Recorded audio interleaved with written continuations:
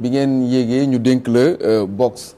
déjà pour nos téléspectateurs xëy na nit ñi ngi koy dégg mais lan mooy boxe exactement ak lan mooy son travail son rôle. waaw boxe bi merci beaucoup danaa ci sawar a wax parce que entité bu ñu ma dënk la benn entité bu stratégique mais dama bëggoon revenir ci benn point bu ndaw rek. man maa ngi fàttaliku maag yow bi ñu gisantee benn yoon. moom lañ mos a gisee à part balaa mu ñuy gisante waat tey. Cap Manuel la woon. dafa fekkoon maa ngi demoon seeti le président Bassirou Diomaye boobu moo ngi nekkoon prison parce que bi ñu koy jàpp man maa ngi fa woon. te affaire boobu dafa ma marqué parce que bi ñu koy jàpp am na ñoo xam ne sax. tey ay kilifa la ñu ngi wax ne non bul dem mais moom dafa gëm état parce que il était 22h18. ñu ñëw jàpp ko à la sortie de son lieu de travail. man j'étais là-bas affaire bi choqué ma parce que il avait fait benn post rek sur Facebook pour fustiger un peu à l'époque magistrature beeg yooyu. léegi nag man li ma gën a marqué balaa ñuy daje foofu. dama ko dem seeti le dimanche. parce que vendredi lañ ko jàpp dimanche il était en garde à vue man j'ai eu la possibilité d'aller le voir.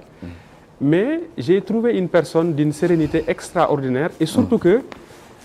il faisait des blagues déconcertantes pour que ñun bu ñu affaire bi bu mu ñu affecté parce que maanaam c'est quelqu'un d'extrêmement lucide et de très froid.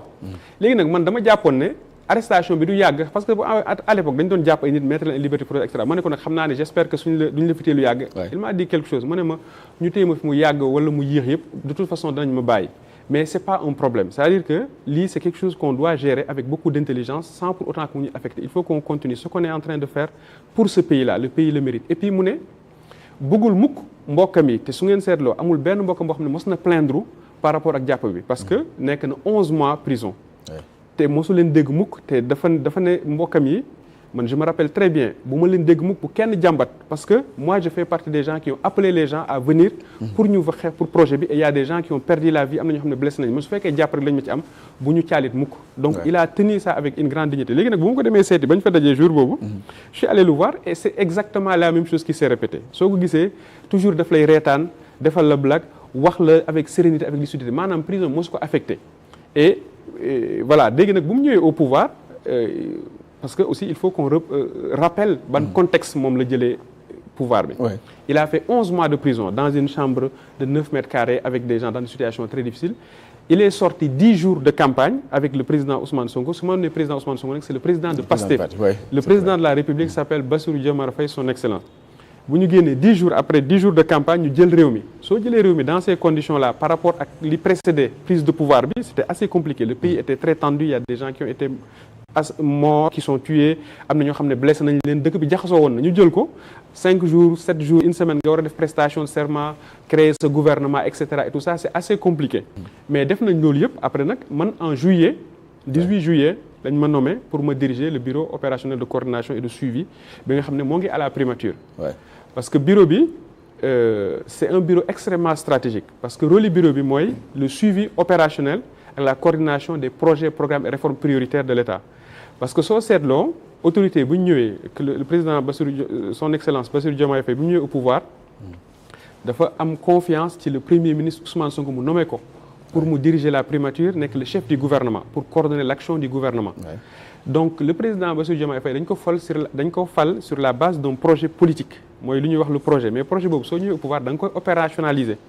mais ils ont réussi à faire quelque chose d'assez exceptionnel mooy en moins d'une année projet boobu transformé nañ ko ba mu nekk benn vision sur 25 ans mu nekk agenda national de transformation ñu def ci benn master plan sur 10 ans def ci benn stratégie nationale de développement sur 5 ans évidemment liggéey boobu ay acteurs yu bëri ñoo ko seq ci biir état bi que mu nekk primature que mu nekk ministère de l'économie ministère des finances et même ak benn acteur privé bu am solo bu tudd le cabinet performance bi nga xam ne contribué na ci liggéey boobu léegi nag bu ñu defee liggéey boobu ba pare dafay permettre xam nga da ngay am vision stratégique nga am ay axes am vision am ay axes on a 4 axes stratégiques mooy l'économie compétitive l'aménagement du territoire le capital humain ak la bonne gouvernance léegi nag axes yooyu dañ koy décliner en orientation stratégique léegi orientation stratégique yooyu nag dafay am un ensemble de projets de programmes ak ay réformes yu koy jëmmal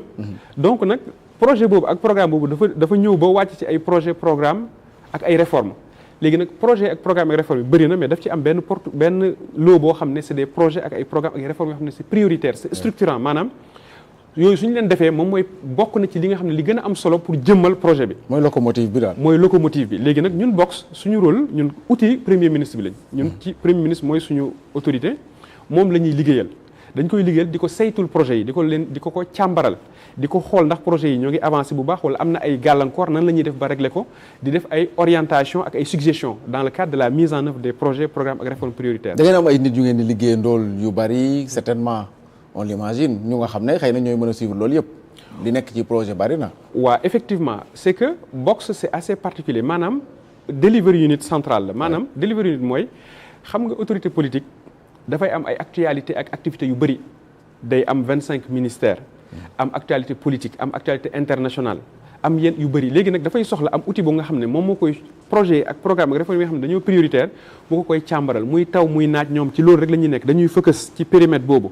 nga xam ne dañ ciy liggéey bu baax léegi nag ñun suñu axe d'intervention c'est 3 axes maanaam le suivi opérationnel ak la coordination les études et les évaluations mais c'est pas des évaluations d'impact mais évaluation de la performance de la mise en œuvre des projets là mais aussi on fait de l'appui technique à l'écosystème évidemment on travaille avec beaucoup de monde déjà en interne on est organisé d'une certaine façon dañoo am ay pôles ay directions on va le dire comme ça pôles yi dafa am benn pôle boo xam ne moom suivi lay def suivi boobu dafa am kenn koo xam ne mooy coordonnateur bi am ay gestionnaires de portefeuille parce que projet yi mën nga am léeg-léeg projet boo xam ne ci énergie la mën nga am projet boo xam ne ci industrie la mën nga am ay projets yoo xam ne ci agriculture la am projet yoo xam ne ci hydraulique la donc foofu forcément pour nga suivre projet yooyu da ngay am ay gestionnaire de portefeuille yi nga xam ne dañoo spécialisé wu ci domaine yooyu ba pare am expertise en termes de gestion de projet ñoom ñooy topp projet yooyu parce que ministères yi ñoom ñooy exécuter ñoom ñooy mettre en œuvre projet yi parce que ministères yi ñoom ñooy porter projet yi léegi nag gestionnaire de portefeuille yi ñoom ñoo composé pôle suivi bi léegi nag am nañ ay pôle étude am nañ pôle appui technique am nañ aussi pôle système d'information innovation parce que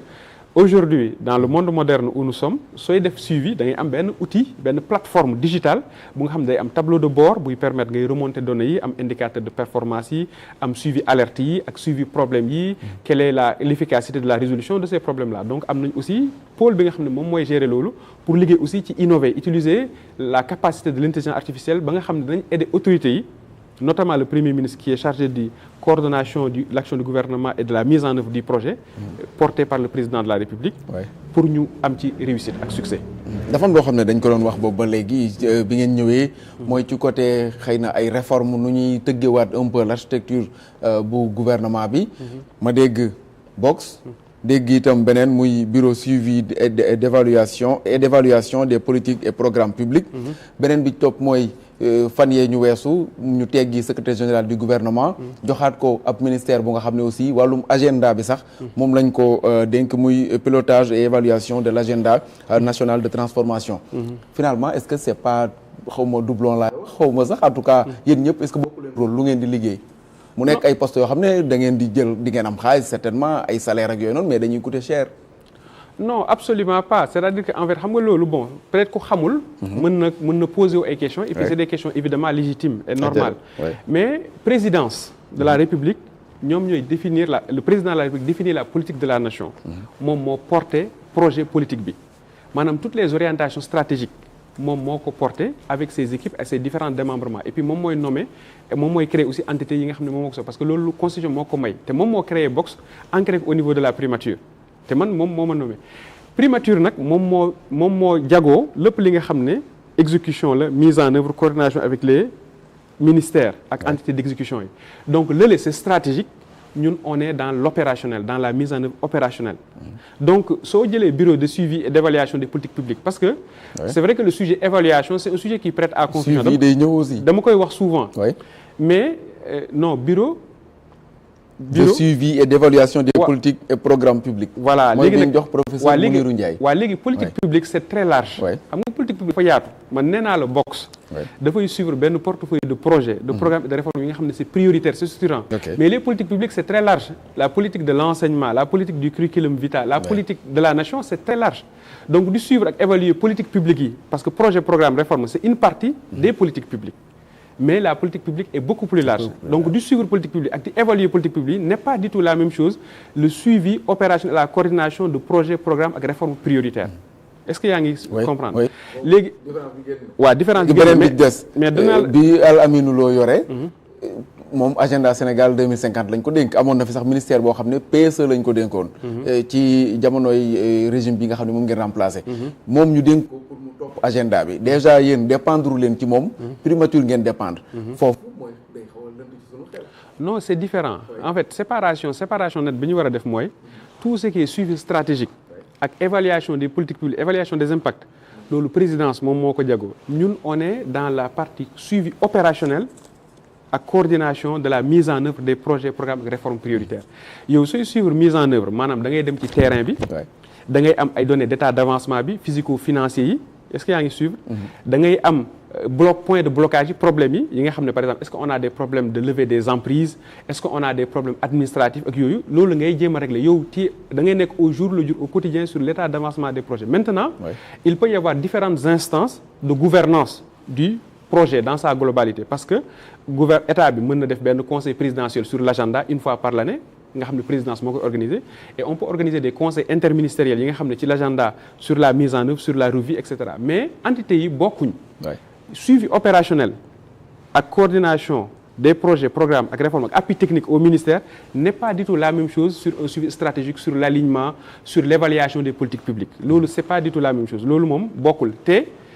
ministère bi moom il dépend du président de la République président aussi il a comme moom moo porté projet am soxla am visibilité ci projet bi dans sa globalité ñun on a un périmètre extrêmement clair et limité sur un portefeuille de projet programme réforme prioritaire boo xam ne dañu koy suivre le premier ministre yokkal nañu aussi nag ay yeneen activités yi nga xam ne dañ ko koy defal parce que nous on est le bras technique du premier ministre moom mooy chef du gouvernement moom mooy coordonner l'action du gouvernement donc ñun dañ koy rendre compte sur l'état d'avancement sur la et puis ñun suñu mission dëgg-dëgg mooy améliorer la performance de la mise en œuvre des projets parce que projet yi su amee retard ça coûte très cher à l'État souvent aussi suñ ko càmbarul suñ ko suivrul bu baax dafay am ay surcoût wala qualité bi nga xam ne dañ ko ciy xaar du nekk au rendez-vous et donc su qualité yooyu suñ fi nekkul effet ak impact yi nga xam ne dañ koy xaar pour sénégalais yi gis ci seen bopp pour mu am jeexital ci sénégalais aussi du nekk au rendez-vous donc c'est important que autorité bi nga xam ne il est chargé décideur dans la mise en œuvre des projets qui est un outil comme le BOX un outil extrêmement stratégique comme je l'ai dit qui travaille naturellement avec le ministre secrétaire général du gouvernement actuel et avec d'autres entités les conseils techniques du premier ministre mais également avec le ministère de l'économie le ministère des finances ak l'ensemble des ministères sectoriels dans une logique de co-construction de travail pour que ñu am ay résultats dans le cadre de la mise en œuvre des projets programmes. Delivery units lañ koy duppee de manière globale mais am na beneen bu ngeen bëgg a teg mooy ci ay ministères. lan moo ko waral ngeen décider après mu dugg sax ba ci biir ministères yi pour ñuy mën di suivre les projets et programmes. waaw Delivery unit c'est une longue histoire. xam nga histoire de Delivery unit Tony Blair bi mu nekkee premier ministre Angleterre moom moo ko mettre en place bi mu mettre en place Delivery unit Angleterre bi mooy prime ministre Delivery unit la tuddoon. dafa dénkoon kenn ku ñuy wax Sir Michael Barber kooku moo doon diriger Delivery unit bi Delivery unit boobu à partir des priorités de Tony Blair ñoom ñoo ko doon defal le suivi opérationnel la coordination la remontée de données ak l'appui technique pour que les projets puissent être délivrés pour que mu am résultat ci priorités yooyu yi nga xam ne amoon na ko donc Sir Michael Barber dafa doon rencontrer Tony Blair toutes les semaines pour ñu def benn point rapide sur l'état d'avancement des projets sur les blocages et que régulièrement ñuy def benn revue globale ça gis nga méthode boobu ak approche boobu ça a permis malgré que Tony Blair bi mu nekkee premier ministre Angleterre il y avait la guerre de l'Irak il y avait beaucoup de choses amoon na ay questions même politiques yu assez particuliers mais projet majeur yi nga xam ne engagé woon na ko il a eu des résultats et à partir de là nag nit ñi dañoo inspiré wu ci modèle boobu dupliquer ko améliorer ko adapter ko en fonction de leur réalité soo demee Malaisie am nañ benn delivery bu tudd Pemandur boo xam ne moom c'est la delivery unit malaisienne bi nga xam ne aussi aidé na beaucoup Malaisie dans le cadre de l'implémentation de leur programme national de transformation de gouvernance et le programme national de transformation économique donc modèle boobu aussi moo inspiré Sénégal en 2014 ñu créé woon benn bureau bu similaire bu tuddoon BOS PSE nga xam ne était chargé de suivre PSE bu nga xam ne présidence de la République la nekkoon donc BOX c'est une day capitaliser ci expérience boobu sur ces 10 ans là de l'existence de BOS li nga xam ne c'était bien fait c'était des réussites ñu capitaliser li nga xam ne c'était moins bien fait ñu améliorer ko avec un ancrage vraiment différent au niveau de la primature. xanaa BOS doxul woon. Non, c'est pas que BOS doxaloon BOS ça a marché ils ont pu faire un certain nombre de choses de qualité parce que ils ont fait des suivis physiques ils ont fait des structurations de projets ils ont fait un certain nombre de choses mais xam nga Delivery unit aussi dafay dépendre aussi ci leadership bi nga xam ne ki nga xam ne ci moom la dépendre parce que Delivery unit day def activité mais leadership ak manager bi nga xam ne moom lay rendre compte aussi daf ciy déteindre donc loolu c'est extrêmement important parce que amoon na un certain nombre de limites par exemple BOS amutoon conseil d'administration mooy conseil d'orientation amoon na conseil d'orientation mais la composition du conseil a fait que pendant 10 ans conseil bi say réunir que je pense 2 fois et loolu c'est totalement anormal. alors 3 mois la ñu waroon di réunir systématiquement xam nga yaa ngi dégg premier ministre sax mu ngi ciy wax mën nañ ci revenir mooy instance de gouvernance yenn entités yi parce que yenn entités yi sont tellement stratégiques que ak seen gouvernance dafa war a am ay régularité ñuy rencontré wu parce que ñoom ñooy valider budget bi ñoom ñooy valider organigramme bi plan de recrutement bi ñoom ñooy valider aussi le PTBA mooy plan de travail annuel bi ak yooyu ñoom ñooy orienté guider ak assurer que gouvernance bi moo ngi jaar yoon te loolu amoon nañ ci ay jafe-jafe nekkuloon seen coobare mais ils ont subi ça mais au-delà de ça sur le suivi qui était fait ils faisaient le suivi physique sur l'état d'avancement avec des comptes rendus réguliers chaque semaine au niveau du conseil des ministres mais il n'y avait pas le suivi financier parce que mënoo suivre projet aussi nga xam ne da ngay def suivi physique rek doo ci def suivi financier parce que suivi physique ak suivi financier dafa war a ànd maanaam projet dafay am budget soo defee ay décaissement aussi ngay xool état avancement physique bi su amee ay décalage yu am solo il faut nga alerter très tôt parce que suivi aussi nekkul rek joxe cartographie à l'instant T projet bi fii la toll déedéet da ngay xam projet bi fii la toll mais su amee ay anomalies aussi nga def ay alerte wala su fekkee aussi am na ay problèmes yu nga xam ne dañoo posé wu nga am capacité résoudre problème ils ont aussi été très bons sur la partie résolution de problème ak ils ont importé une méthode de structuration de projet mais ñun dañoo andi yu bëri yu bees parce que le volet coordination c'est un élément supplémentaire par rapport à ce que faisait BOS et aussi rendre le suivi beaucoup plus robuste beaucoup plus efficace et beaucoup plus pertinent et efficace quoi moo waral box bi mais ci côté boobu déjà naka ngeen di identifier